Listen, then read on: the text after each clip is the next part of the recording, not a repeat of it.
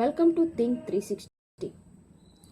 Present మనం discuss చేసినటువంటి topic భారతదేశంలోని రాష్ట్రాలు, వాటి రాజధానులు. మనము ఇప్పుడు ఉత్తరప్రదేశ్ గురించి చర్చిద్దాం. ఈ వీడియోస్ మీకు నచ్చినట్లయితే లైక్ బటన్ ప్రెస్ చేయండి మరియు ఫేస్బుక్, ట్విట్టర్లలో షేర్ చేయండి. మరిన్ని వీడియోస్ అప్డేట్స్ కొరకు సబ్స్క్రైబ్ బటన్ను క్లిక్ చేయడం మరవకండి. ఇప్పుడు మన రాష్ట్రాలు, రాజధాని టాపిక్లలో మన టాపిక్ వచ్చేసి ఉత్తరప్రదేశ్. ఉత్తరప్రదేశ్ యొక్క రాజధాని లక్నో. ఉత్తరప్రదేశ్ యొక్క రాజధాని లక్నో. ఉత్తరప్రదేశ్ను స్వాతంత్రానికి ముందు మనము యునైటెడ్ ప్రావిన్స్గా పిలిచేవారు. యునైటెడ్ ప్రావిన్స్గా పిలిచేవారు. ఉత్తరప్రదేశ్ని భారతదేశపు పంచదార పాత్ర అంటారు. భారతదేశపు పంచదార పాత్ర అంటారు. ఇక్కడ ప్రవహించేటటువంటి నదులు చూసినట్టయితే మనకు గంగా, యమున, రామ్ గంగా, గోమతి,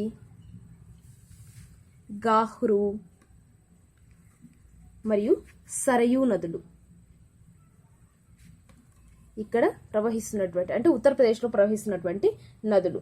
ఇంకా మెయిన్ ఇంపార్టెంట్ పాయింట్స్ చూసినట్టయితే ఇక్కడ అత్యధిక స్థానాలు కలిగినటువంటి, లోక్సభ అత్యధిక స్థానాలు కలిగినటువంటి 80 స్థానాలు కలిగినటువంటి రాష్ట్రం.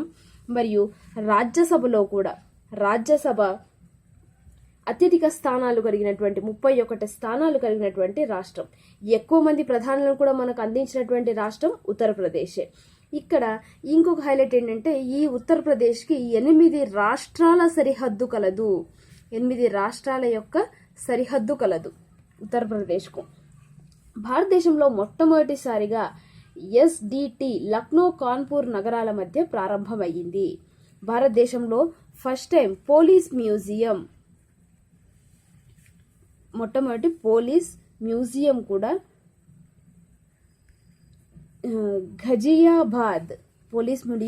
మ్యూజియం ఘజియాబాద్లో కలదు.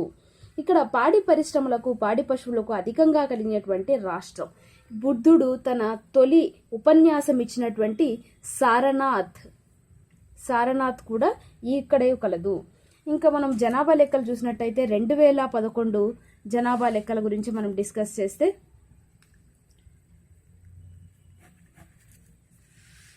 భారతదేశంలో జనాభా పరంగా ఇతర రాష్ట్రాలతో మొట్టమొదటి ఫస్ట్ ప్లేస్లో ఉన్నటువంటిది 19,98,12,341 జనాభా కలది ఇక్కడ. అంతేకాకుండా భారతదేశంలో చిన్నారులు 0 to 6 years వరకు ఉన్నటువంటి చిన్నారుల జనాభా ఎక్కువగా గల రాష్ట్రంలో కూడా ఇది ఫస్ట్ ప్లేస్లో కలదు. చిన్నారులు ఎంతమంది ఉన్నారంటే 3,07,91,331 మంది కలరు. భారతదేశంలో ఎస్సీ జనాభా పరంగా కూడా ఈ రాష్ట్రము మొట్టమొదటిది. ఎస్సీ జనాభా పరంగా ఈ రాష్ట్రం మొట్టమొదటి రాష్ట్రం. భారతదేశంలో గ్రామీణ జనాభా కూడా ఎక్కువగా ఉన్నటువంటిది. ఎస్సీ జనాభా ఎక్కువగా ఉంది మరియు గ్రామీణ జనాభా కూడా ఎక్కువగా కలదు. ఈ గ్రామీణ జనాభా ఎంత అంటే 15,53,17,278 మంది కలరు. దేశంలో ఎస్టీ జనాభా పరంగా ఇంకొకటి ఇక్కడే మీరు డిస్కస్ చేసుకుంటే మీకు ఐడియా ఉంటుంది. ఎస్సీలో ఎక్కువగా, ఎస్టీ జనాభా తక్కువగా కలిగినటువంటి రాష్ట్రం ఉత్తరప్రదేశ్. ఇప్పుడు ఈ ఉత్తరప్రదేశ్ గురించి డిస్కస్ చేసాం. దీనిలో ఉన్నటువంటి ముఖ్యమైనటువంటి నగరాల గురించి డిస్కస్ చేద్దాం. ముఖ్యమైనటువంటి నగరాలలో ఫస్ట్ వన్ వచ్చేసి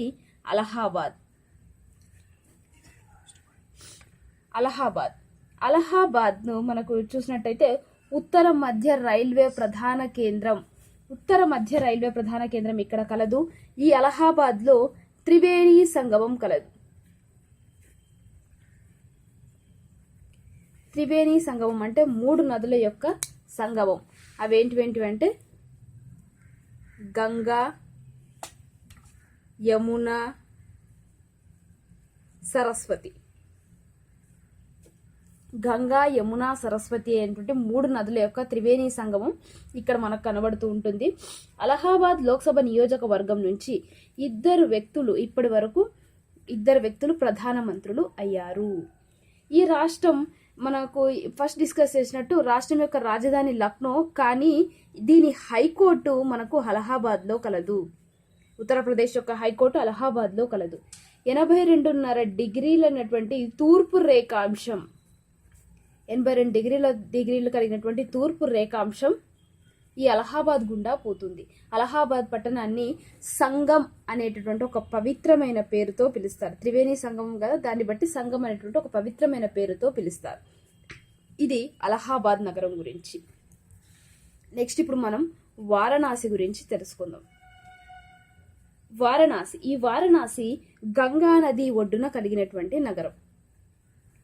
దీనిలో డిజిటల్ ఇంజిన్స్ కు ప్రసిద్ధి. ఈ వారణాసి నగరం డిజిల్ ఇంజిన్స్ కు ప్రసిద్ధి చెందినటువంటి నగరం. వారణాసి వరుణ,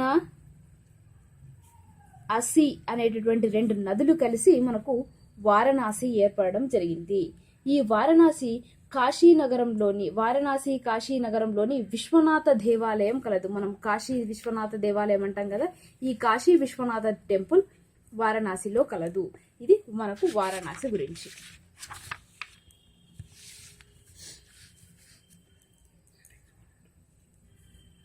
లక్నో మనం ఆల్రెడీ డిస్కస్ చేసాం.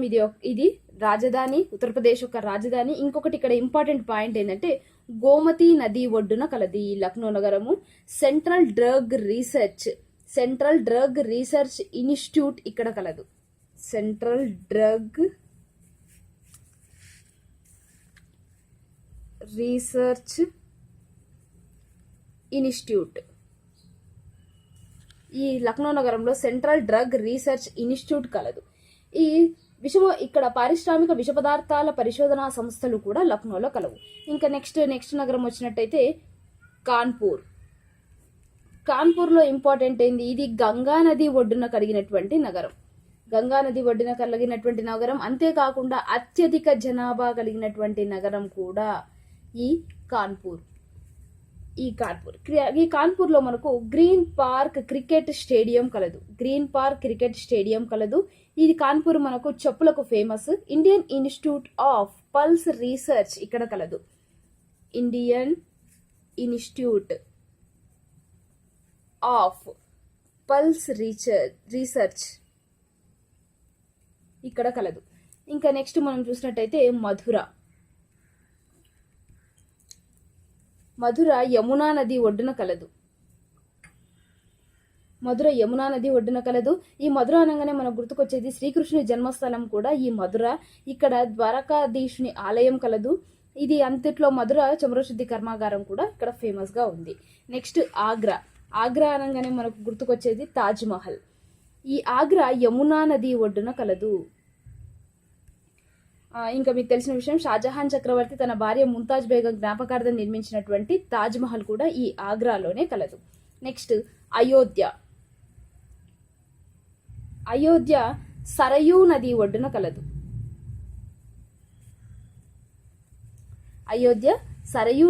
కలదు. ఈ అయోధ్య అనగానే శ్రీరాముడి జన్మస్థలము అయోధ్య అని మనకు గుర్తుకొస్తుంది. ఇంకా నెక్స్ట్ ఇక్కడ ఇంకొక నగరం మీరట్ కూడా కలదు. మీరట్ మనకు సిపాయిల తిరుగుబాటుకు ఫేమస్ అయినటువంటి నగరం, ప్రారంభమైనటువంటి నగరం.